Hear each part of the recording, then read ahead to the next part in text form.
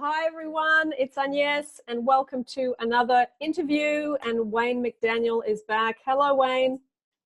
Hello Agnes, how are you? Good to see you again. Yay! Good to see you too. We Another are now, chat.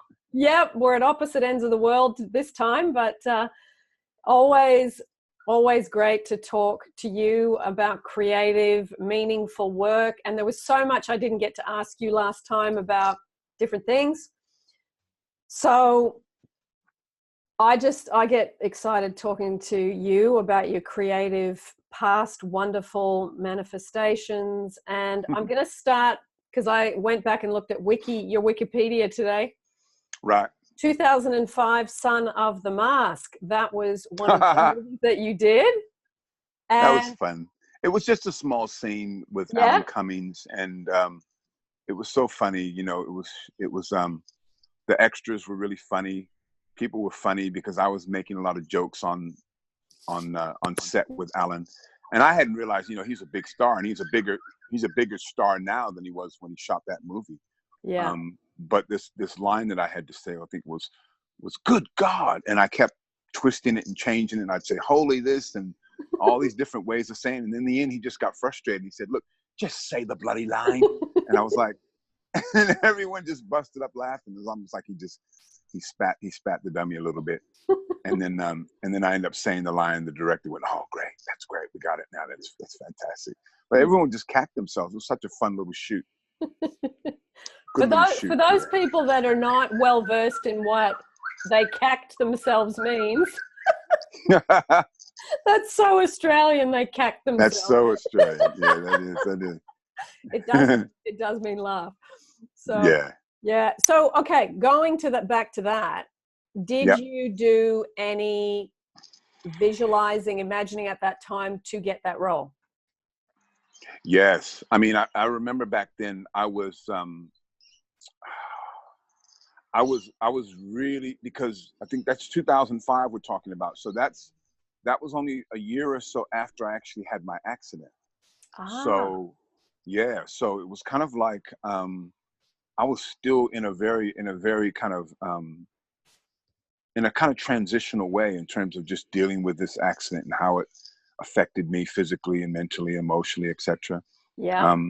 But it's really funny. It's like that during that time, because my mind was my imagination was so fertile coming from this accident. I was using visualization. I was, you know, trying to stay positive in a way that, you know, I was a super fit guy and, you know, able to do whatever I wanted on a physical level. And all of a sudden, boom, I've shattered my hip in this accident. Yeah. And now I've got to kind of recalculate how I see myself.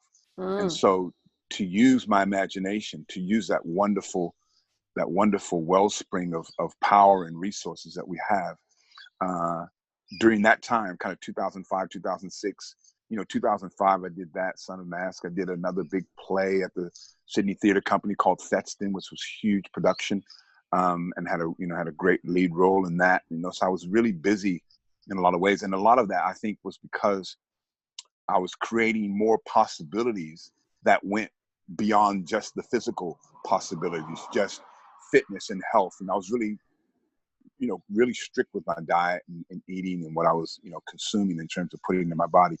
But from an imagination, creative kind of imagining possibility point of view, a lot of these things, a lot of auditions, a lot of castings were coming my way back then, you know, as they are now. But back then it was a different kind of energy because I found myself moving away from that emphasis on just the physical things into a much more cerebral kind of imaginative realm. And that's where things like The Mask and a lot of things around that time came up. You know, I did a lot of, I think I did like, you know, within the space of maybe 3 or 4 years, I did maybe, you know, 3, 4, you know, real major theater productions in Sydney. So it was a very fertile creative time. Lovely. And I'm going to put the link to the first interview you and I did, because you talk about your accident in detail and you talk about what you did to get yourself back to, you know, a healthy person and how you used imagination for that. So I'll put the link down below. Man, that's a whole book right there. You know, like that's a whole journey of just seeing how your mind works on the physical level, like seeing how your mind can be directed to move matter. Like there's no other more powerful, more visceral, juicy way of I could imagine myself using mind power, and that was kind of like the pinnacle for me, you know, coming after that accident, that trauma. Yeah, that's huge. And also going into doing that movie about a year later, you said? Not long after? Yeah. It was 2005. Yeah, the accident was, I think, November 2004. Yep. I think I did that. I think I did Son of Mask, that little piece I had on that production. I think was like, mid to late 2005-ish, somewhere. Wow. So 6 to 8 months later. Wow. Yeah, it wasn't long. No. That's, I mean, that's a testimony to the healing process, the rapid healing process. Yeah. Wow. Fantastic. Yeah. Fantastic. The next movie is 2006, Superman Returns. Oh, that was so fun. That was so fun. It was sort of like, it was just all these extras. We were down at Wynyard train station in Sydney. And we're shooting this scene with Kate Bosworth as she comes out of the hospital having met Superman Clark Kent. And I think I just go up as a reporter and say, look, you know, when are you going to see Superman? When are you going to see Superman again? As this reporter. And she was really lovely. It was just a small scene. But it was, I mean, I still get paid for it. It's like, hey, there's another check from Superman Returns. Thank you very much. Fantastic. You know, but it was a great shoot in that. It was super creative. And again, I was in that vibe, that energy, consciousness, that level of just anything's possible. You know, I moved my whole energetic state to a higher level. You know, there's that period of about 2004 to 2005, 6, 7, 8, all up until maybe like 2010, where I kind of powered my way through and just imagined myself doing all this different stuff on camera. I kept visualizing. This is what I got to tell you. So there was a point in there, 2005-ish, around there, where I began to realize the power of visualization is so much more effective when you see yourself in the picture. Many people visualize, but they visualize the thing, the situation, the new position, you know, signing the new contract, whatever it is, but they don't see themselves. They don't actually look at themselves, almost like a second, third person, someone over above you. There's this consciousness, this energy above you, seeing you do the new thing, be the new person, experience the new reality. So it was about that time that I actually flipped it, and I can't remember what I think I might have read. I think I read Shakti Gowan's book, Creative Visualization. Something sparked. What an epic book that is. I mean, that's like the Bible of visualization. But something clicked in me about seeing yourself. And then I started to do this mirror work. I started to do a lot of that Louise Hayes mirror work of just seeing yourself. So I visualize and see myself. What did I look like? Did I have a beard? What was my face looking like? What did I wear? What was my, what kind of t-shirt did I have? All that physicalness. And then the expressions are so important. You know, how would I react to someone saying, okay, we're on set now, Mac, you ready? And roll camera, roll sound, and action. How would I look? You know, what would my state of being be? You know, would I be nervous? Would I be excited? Would I be, you know, how would that be? And how would that make me feel? And how would that look on my face? How would my face reflect that state, that energy, that feeling, those emotions? So that became, that took a lot of my visualizations to another level of manifestation, another level of realization. It's to see myself. Many people can see the new event. They can see the thing. Yeah. But then they find it hard to see themselves, to feel and see themselves with the thing, or as the new position, or as in the new circumstance. So that took it to another level.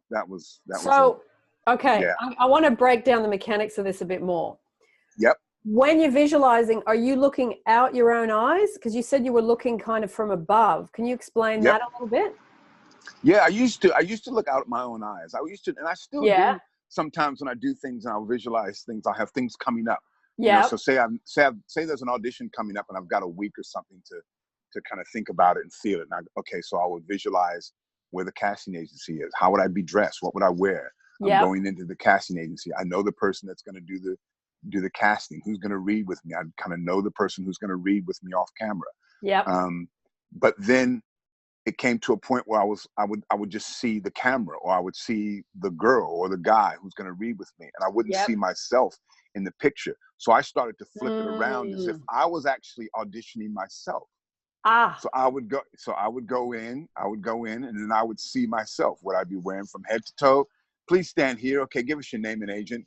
Wayne McDaniel, you know what I mean? So that I would see myself. You were seeing yourself over there, looking from yourself to yourself. That's right. I've never heard of that being done that way. That's right. That's right. Wow. It's almost kind of multi-dimensional. It and is.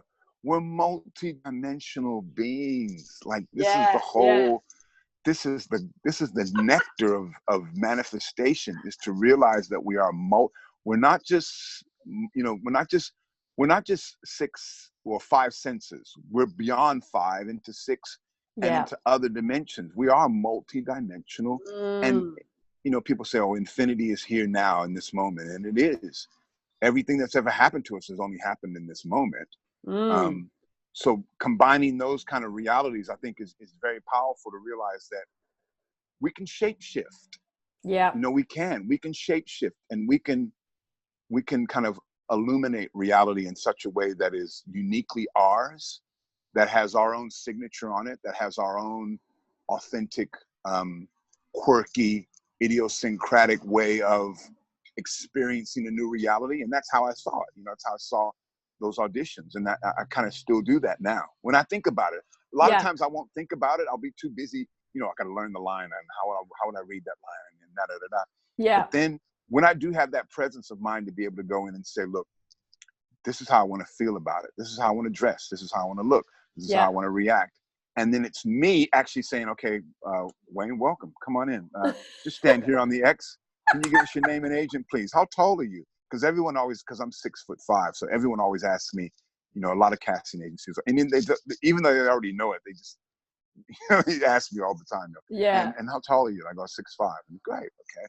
And so that's the kind of stock standard go see when you go to a casting agency. But yeah, I would see myself as. So do you, Wayne? Myself as seeing myself. That's what it basically comes down to. Is seeing myself as seeing myself. Okay. Yeah. So is this guy that's asking Wayne, stand on the X, do this, do that? Is he dressed differently? Are you looking out his eye? You're looking out his eyes? I'm looking out his eyes. And you're looking at the Wayne who's going to do the part. That's right. That's exactly right. That's right. I'm looking out his eyes, and there's me. Come stand here, Wayne. How are you? Good to see you again, my friend. Come stand here and give us your name and agent. Have you had a look at the sides? Yep. Good to go. Okay, we're gonna do it this way, and then. So it's like me conducting the casting from my own eyes, from my own vision, from my own interpretation, how I would imagine they would do it. And a lot of times there's little bits in there that are similar, and a lot of times they'll do it differently. But it's not even literally trying to get it exactly how they would do it. Yeah. It's more about creating. It's more about internalizing and subjectivizing, if that's a word. Yeah. The way that I would see it, the way I would have my mindset going in, so that in things get thrown at me at the last minute. Oh, can you do it this way? Oh man, I didn't prepare for that.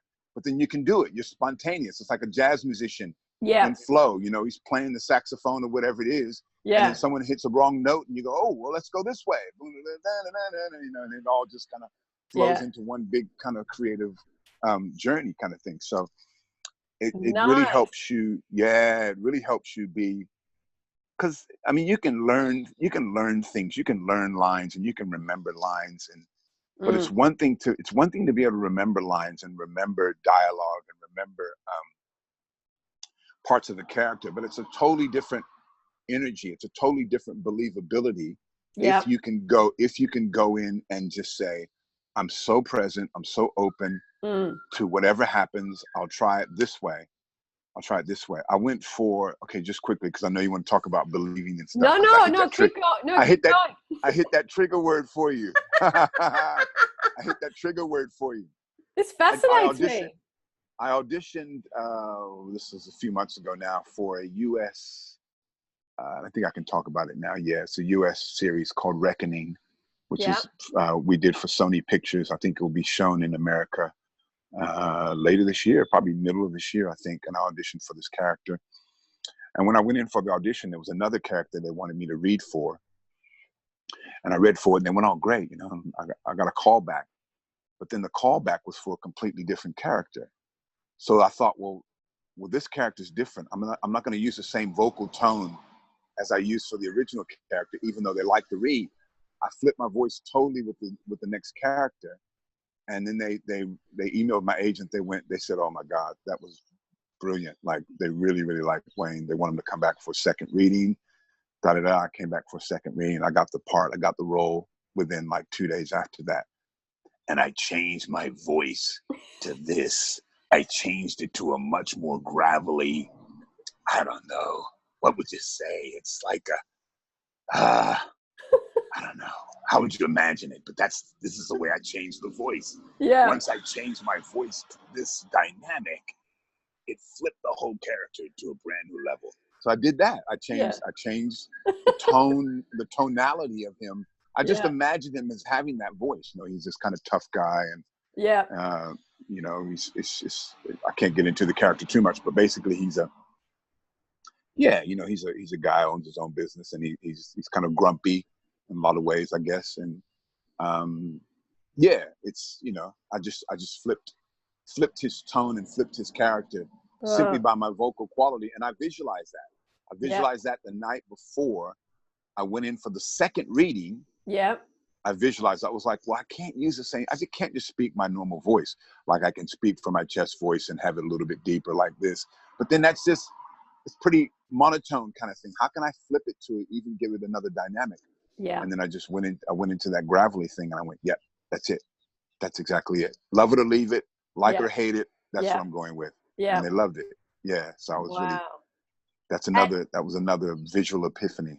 Did you do the splitting? I'm watching Wayne over here. Did you do that thing you described before? No, okay. I didn't on this one. Not on that one. I think not on that one. And I think the reason why I didn't do it on that one was because I'd already gone in, because I'd already had a really good read the first time.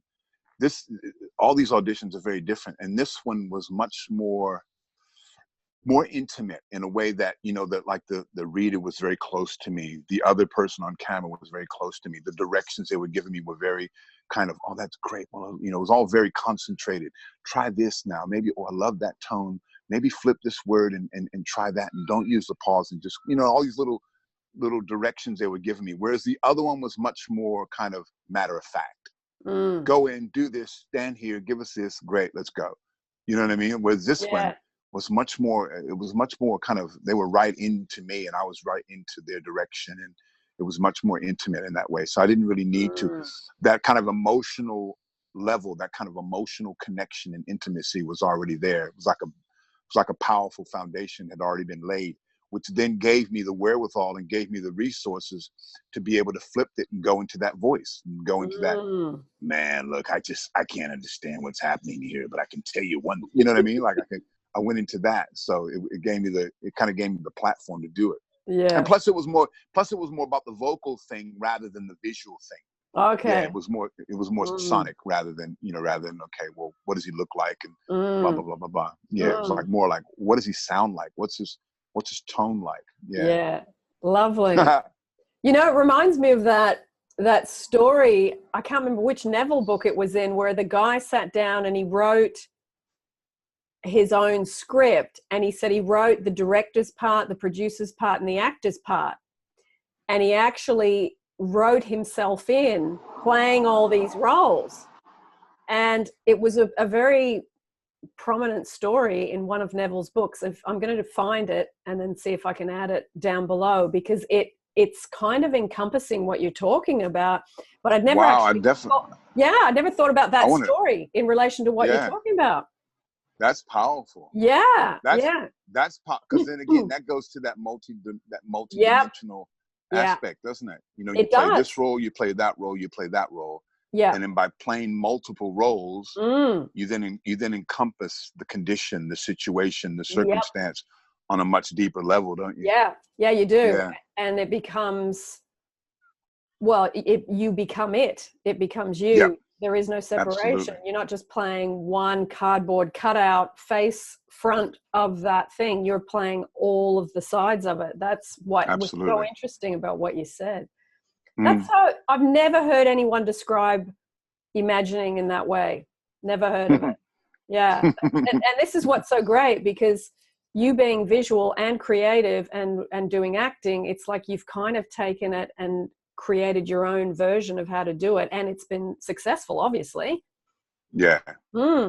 Yeah, I think one of the things I'd love to do, and this is coming up as a hunch, as a gut feeling in me, is to teach young actors how to use the power of their mind, the power of their imagination. Yeah. Not only to create in their auditions and in their castings, but also to create their own content, to create their own stories, to create their own small short film works, and to trust their own imagination. It's not about money. It's not about, what you have and what you don't have. You know, some of the greatest short films out now, some of the best short films at Trop Fest, the big festival here in Sydney, were shot on iPhone. So it's like, wow, I didn't know that. The possibilities are endless, really, from that point of view. But I think a lot of actors kind of assume, and creative people in general kind of assume, that I'm creative. It's a natural thing for me. It just flows. But unless you can actually take it and twist it to your own ends, it sounds selfish, but it's very powerful. You're virtually taking your imagination and going, okay, this is how I want to direct it. How do you want to direct it? Well, I want to direct it into writing my own story. And I see myself writing my own story, and I have space in my day where I'm writing. Or I see myself, in the studio voicing for this product. And I'm doing that now on my phone. I'm recording this, 30-second ad that I wrote, or whatever it may be. Yeah.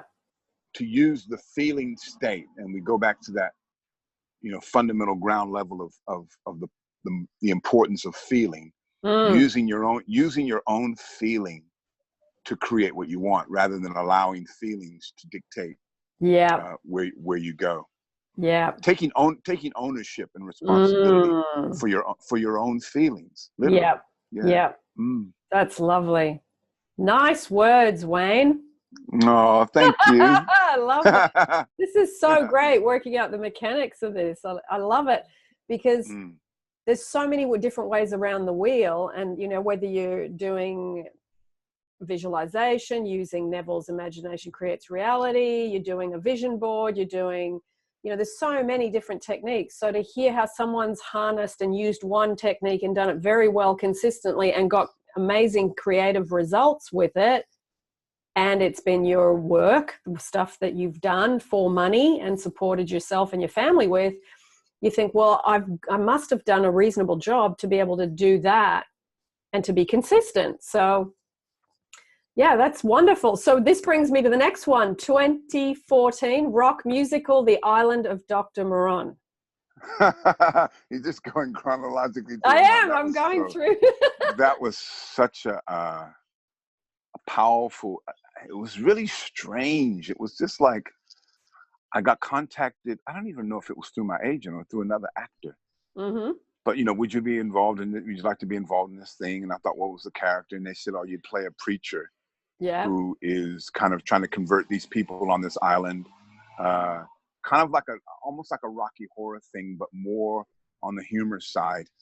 And this character's called Brother Bob, and he sings, and he preaches to the congregation, to the people on the island, and this story of a kid being stranded on an island, and this love thing, and this evil doctor comes and possesses them, and all this stuff. And it was really bizarre. But what I loved about it was the music was powerful. I got to sing.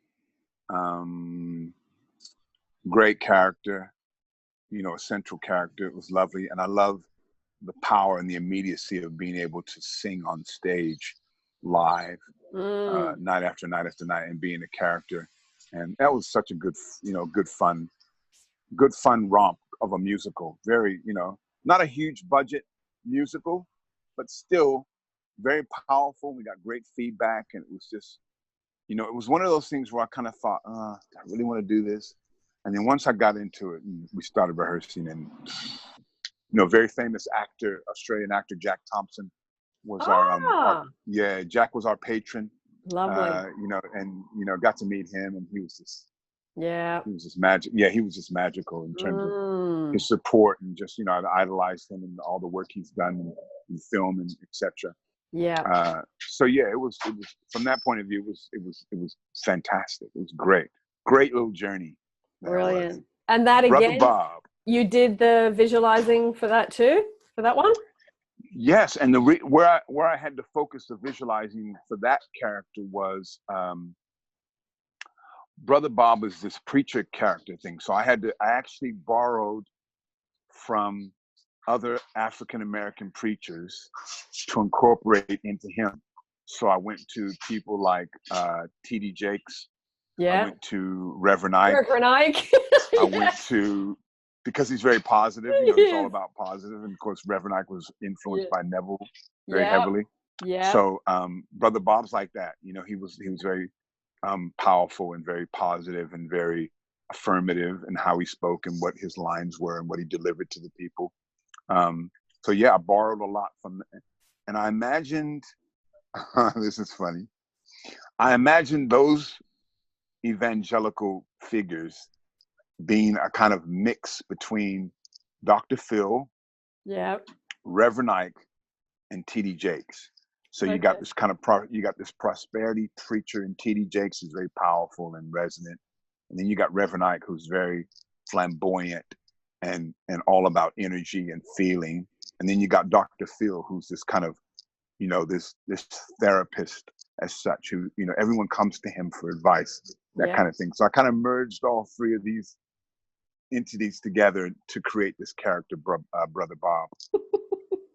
Yeah, that was fun. Oh, that's wonderful. Wonderful. You've had a good time with acting, haven't you? I have. Yeah. And I'm having a good time with acting, really. Yeah. It's really,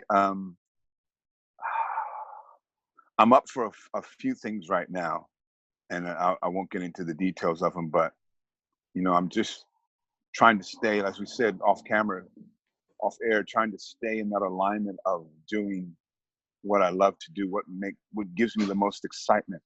And so then I can start to see and peel away the levels of inspiring others with that, you know, like this could be a possible way that you could, you know, maybe give more of yourself or realize more of yourself, you know, whether you're an actor, performer, a public speaker, you know, whatever it may be. Yeah. Wonderful. I love it. So I was just going to say, I feel like I've only really just scratched the surface in terms of how I'm applying visualization, using affirmations, this energetic work, breath work, the power of your spoken word. I'm only just, I've just scratched the surface. That's how I feel about it, even though I've been in Sydney since '97 and been doing quite a few things since then. I haven't really applied it to the concentrated degree that I'm applying it right now. Yeah. It's I don't know, it's like you first read it, you get excited, and then you apply it a bit, and then you go back to life, and then something happens and you go, oh, let me go back to that, and you kind of do that for a while, and then you go, hang on a minute, don't have to go through this process if I'm more consistent. Yeah, no, it's really, really exciting to hear you talk about applying it and doing it for creative work. I just think putting those two things together is really exciting to hear. I love hearing how people do that. It's and everybody's got a slightly different way of doing it. So now I read something today and I thought I've got to mention this to Wayne, and then you comment on it. Desire isn't a contract to be unhappy until you get what you want. Say that again. Desire isn't a contract to be unhappy until you get what you want. Wow. Yeah. Isn't it? Desire isn't it until you get what you want. I think that's very true. And I think that a lot of that is because desire has this kind of negative, lustful kind of connotation to it. Yeah. When in actual fact, everything runs on desire. We're always desiring something. Yep. Every moment of our life, we're desiring pleasure over pain. We're desiring good feeling over negative feeling. So I think desire has got this bad reputation of being just pigeonholed into lust and physical, lust and kind of, that kind of sexual, sensual kind of connotation.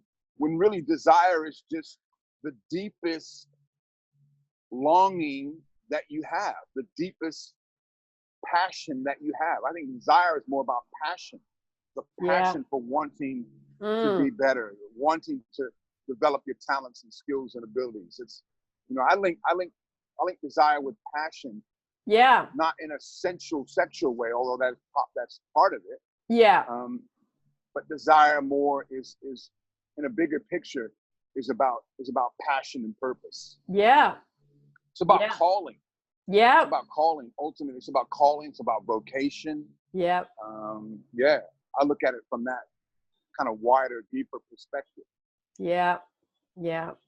And I do think people, because I'm working with people every day, it's this thing like, oh, I desire that, but I can't have it, so I'm in pain about it, and I'm unhappy about it, and I'm unsatisfied. It's like, no. It's the desire is there for you to stretch yourself to become the presence and the state of the thing you want, and then it will find you. It will drop to your feet. Absolutely, effortlessly. So, yeah. It's that's sticking to that alignment. That is, isn't it? It's being in alignment with that thing that sets your heart on fire, that thing that just opens your soul up, unconditionally, unequivocally, without judgment. That is its own reward. It's its own reward. It's its own reward. Everything that happens around it, all the residual from it, is just the little sprinklings, the little droplets that come after it. But in its essence, it's its own beauty in and of itself.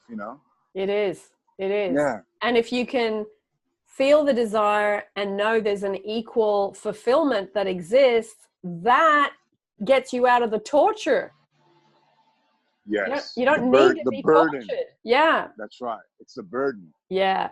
No, it's good. It's good. So you are really big on meditation and affirmation. Woo! Can you share firstly how you actually daily do your affirmations to help you support what you want to create? Okay. Well, I think it's evolved. It's a process that has evolved. Like everything has to evolve. You get more information. You get,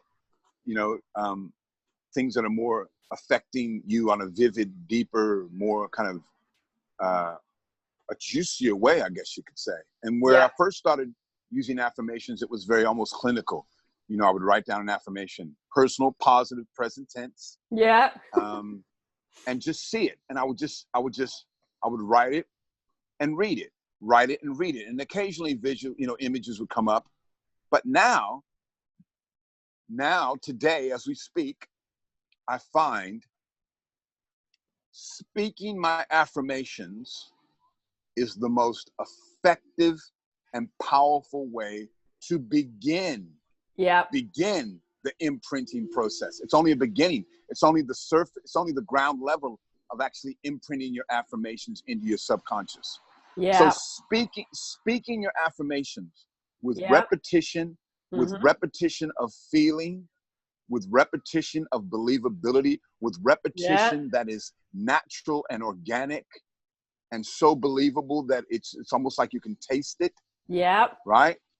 That, the spoken word, that power, we realize now that the spoken word is more powerful than thought alone. So if you just think of something, that's powerful on a electrical level, but to feel it deeply, to speak it, starts to move you into a heart coherence, starts to move you into a deeper, more soul kind of connection. It's like singing it. Imagine singing your affirmations every morning, right? Now you don't have to have a good singing voice or whatever. Yeah. Just the melody, to be able to loop a melody. So say, for example, you took your favorite song, whatever that might be, and whatever it might be, because I'm happy, clap along, and whatever, right? So say you took that melody, dun, dun, dun, dun, dun, dun, and you wrote your affirmation or affirmations to that melody, right? So you wrote your affirmation to that melody. Yeah. I am powerful, dun, dun, whatever it may be, right? So Yeah, your mind can it just blows your mind, the possibilities, right? Yeah. So to that melody, dun, dun, dun, dun, dun, dun, dun, dun, dun, dun, right there, right? If you just took that and you wrote an affirmation to that was personal, right? So it was personal. It was positive. I love whatever. Present tense, something right now, happening right now in your life. And you looped that, you recorded that, and you listened to that melody over and over and over and over again before falling asleep, and over and over again upon wakening in the morning. Can you imagine how powerful that would affect your subconscious mind? Yeah. How popular was that song "Happy" from Pharrell? Huge. It was everywhere. Yeah. How big was it?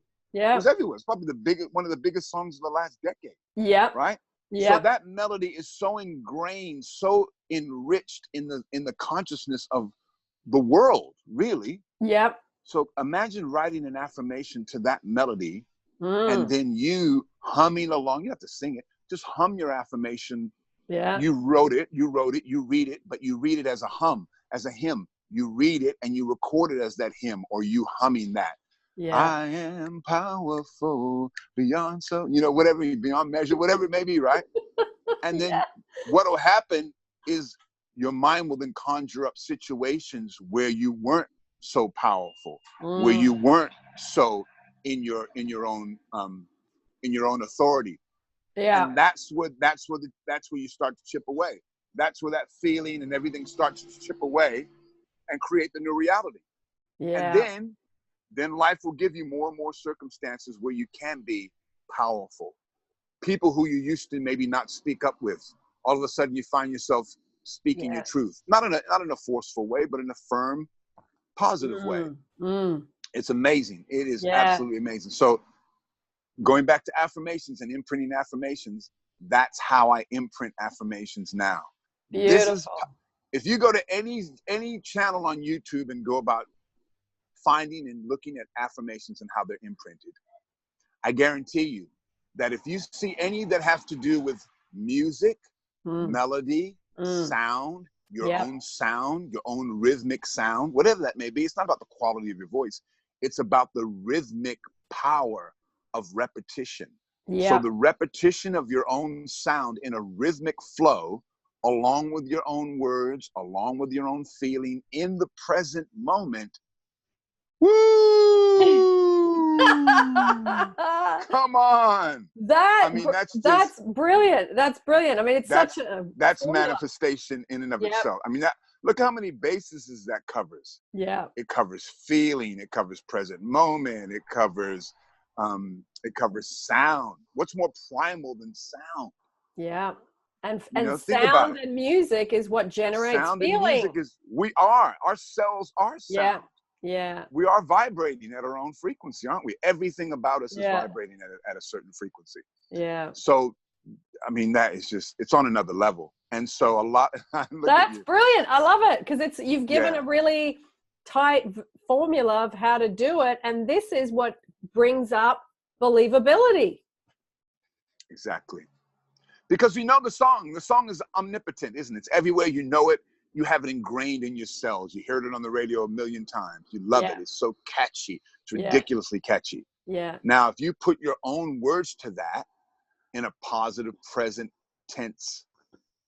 How powerful is that if you use repetition, and then the visual that goes along with the repetition, the feeling of being happy? How would that joy look on your face? How would that joy look to others around you?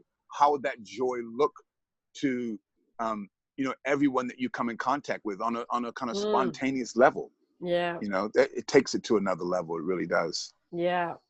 That's great. And we were going to talk about believability, but it's like you've just up the ante by talking about that. That tells you how to up your believability, just what you talked about now. You're absolutely right. And you know what it goes on to? It goes into what we were saying before we went on air about how natural, how effortlessly natural imprinting the affirmation can be. Yeah. If you cross-reference your affirmation, your written statement, that is personal, positive, and present tense for you. If you cross-reference that with something that is so natural, and that song Happy, as an example, it could be whatever, it doesn't have to be that song, but that song Happy is so naturally a part of who you are. If you're in, we hear it all the time. We still hear it all the time. It's like, it's such a natural, effortless way and tool to then take into the realm of your own intentions. The naturalness, the easeability of it, the organicness of it. Yeah. That is where that's where the real nectar is. Yeah. 100%. It's like wearing an old favorite comfortable t-shirt with a few holes in it. It's got to Exactly. be. Yeah. Exactly. That's exactly it. Good analogy. I love that. You saw that, didn't you? Because you put it on and it's warm and you know it, and it is. It's like an old friend. Yeah. And it's not about how it looks. It's about how it feels. It's about how it feels. Yeah. Yeah. Oh, wonderful. Wonderful. So just to finish off, how about we have a little bit of your input about meditation? You talked about it on your first interview, how amazing it is for you. Are you still doing it every day, twice a day, once a day? What's your routine with that? Twice a day. Yeah. Usually 20 minutes each session. Okay. And what I've started to incorporate is this little technique where as I close my eyes and I get comfortable, I focus on something. So now here I'm in the front part of the house. I might look at a leaf. Yep. And I'll look at that leaf and I'll just count to myself 111, 111, 111, 112. And as I get to 112, I drop in terms of kind of comfort level, just relaxation level drops into 113 and then drops further into 114, still focusing on the same thing. When I get to 114, then I'll close my eyes. Yeah. Then it might be an affirmation of, I am strong, I am peace, I am love, whatever it may be. Yep. I do four of those. So for me, the first one is peace. The second one is strength. Yeah. The third one is love. And then the fourth one is gratitude. Once I've done those, and each one of those words I might do for maybe 3-4 minutes, maybe 5 minutes. Yeah. Once I've finished with that and I've gotten to the last one, so gratitude, I've done it, then I just let it all go. And then my focus is on my breath, and my focus is on just returning again and again to that breath, the in and out breath, without any condition. Yeah. Without any judgment whatsoever of any thoughts that come up. Yeah. And it's like a precursor. It kind of sets up the meditation. So usually if I do that, it's usually about a half-hour process in total. Maybe 10 minutes of that affirming to begin, and maybe 20 minutes of just breath awareness. Yeah, and that's it. Twice a day. Yeah. Lovely. So as soon as I wake up. Yep. Before I brush my teeth, before I do anything, I'll drink some alkaline water, and then I'm right in my chair outside. Boom. I hear the birds tweaking, and away we go. Oh, so you meditate outside every day? Yep. Nice. Basically, I'm pretty much right where I am right now. I can see the leaf. I can see the leaf you're talking about. That's exactly it. And what I'll do that's exactly it. And then what I'll do sometimes is I'll focus on the drop of dew. So a leaf Yeah. might have a drop of dew, and that one little drop is powerful in and of itself because it's like a rainbow in it, that reflection Yeah. of light. Sometimes I've seen, as the sun comes up, I'll see reflections of light in the little drop of dew, and I focus on that kind of little spectrum of light as I Yeah. close my eyes, and I do those 4 words, so each one. And then each one, as I've closed my eyes, I'll bring that up for the next word, bring Yeah. that up for love, bring that up for gratitude, and then just let that image take me deeper into breath awareness and a focus and attention and awareness and presence on my breathing. Lovely. Mm. Lovely. It's so nice when you just come back to the very most basic of things like breathing and looking at nature, and you disconnect from everything else for that time. It's just such a recharge. It is. Yeah. And it's when you don't do it. Say if I'm busy or something, I might have to go to the airport or something early, or something happens where I got to get up really early and I miss out, or something, something in the house happens. Yeah. Then you don't do it. If you miss it for a couple of days, that's when you really go, oh my God, like I'm just that little bit off center. I'm that little bit, you know what I mean? Little things go wrong that and then it's kind of test you. It's like that contrast that Esther Hicks talks about. The contrast is so important. Yeah. You realize it, and then when you go back into your alignment, you go back into your routine, you go back into what nourishes you. Yeah. Then you it's like that big, it is. It is. I'm back. Like, welcome home, Yeah. Yeah. Welcome home. It's a nice bookend for the day. Yeah. Yeah. That's it. Yeah. That's a good way of putting it. Pair of bookends. Exactly right. I think it's, you finish your day with awareness and letting go and surrender and being present. You do that in the morning as well. It just, you react a lot less to things, and you're just a lot more, just not reactive to the world. Yeah, that's lovely. Creativity abounds, and that's what creativity happens in that space. Yep. Ideas come to you. Yeah. Possibilities come to you. Yeah, they do. And then and then capturing those ideas and possibilities that reoccur. Yeah. Is powerful in and of itself, because that's a sign that you need to move in that direction. Yeah, and that's when you get pay attention in little bursts of intuition, or little, go and talk to that person, or you see something and you see it echoed in your day somewhere. So it gives you little signs. It's like the little pebbles that drop out of the bag and you follow the path, it's. That's right. Lovely. That's exactly right. So will you, I'm not going to say which song, will you sing the little piece of that song that you sang for me just before we started? Which one? Oh, the one that I don't know the lyrics to? Yeah, just the first verse. I can't even remember the lyrics. This is so bad, and I've got to do a self-test on this thing. I know. I thought I'd give you a little practice run if you sing just the first 4 lines.